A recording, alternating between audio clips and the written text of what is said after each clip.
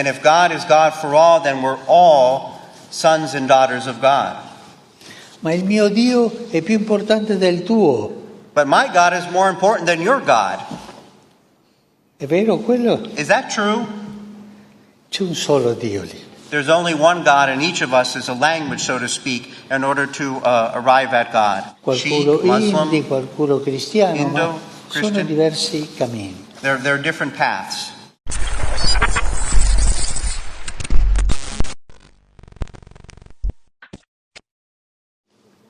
Because every religion is a way to arrive at God. Sort of a comparison, an example would be they're sort of like different languages in order to arrive at God. Ma Dio è Dio per tutti. But God is God for all. Pope Francis kicking off the most ambitious trip of his pontificate with Indonesia, the world's most populous Muslim-majority country, where his message centered on how different religions can coexist. The Pope stopping by the largest mosque in Southeast Asia. And if God is God for all, then we're all sons and daughters of God. Ma il mio Dio è più importante del tuo. But my God is more important than your God. È vero quello? Is that true? C'è un solo Dio lì. There's only one God, and each of us is a language, so to speak, in order to arrive at God. Qualcuno Hindi, qualcuno cristiano, Indo, ma Christian. sono diversi cammini. There are different paths. Understood? Visiting the Tunnel of Friendship, linking it to a nearby cathedral, and sharing this sweet moment with the country's Grand Imam, the two leaders practicing what they preach as they called for greater interfaith dialogue.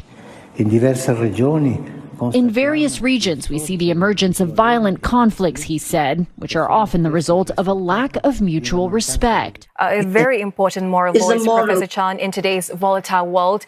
Dr. Hedges, perhaps we can bring you into the conversation as well. You know, Pope Francis came with a message of hope, and interreligious harmony has been a key theme throughout his tour. I think it's important to stress that this interreligious dialogue is not just a feature of the Pope's visit here in Southeast Asia.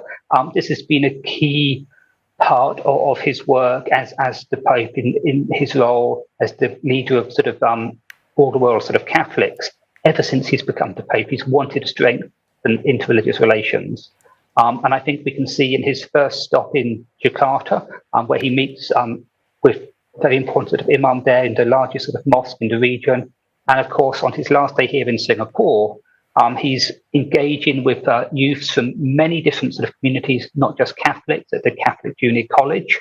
So sort of, if you like, interreligious dialogue starts and ends his entire tour. So he is, in fact, a world leader and someone that one should listen to.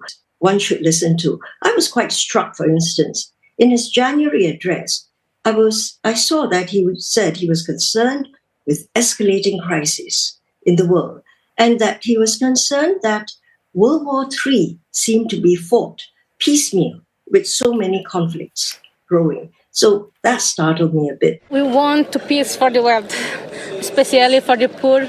In Timor, the Pope facing pressure to address the clergy sex abuse scandal that has rocked the Catholic Church and calling on leaders to prevent every kind of child abuse, but stopping short of specifically referring to clergy abuse or issuing any apology.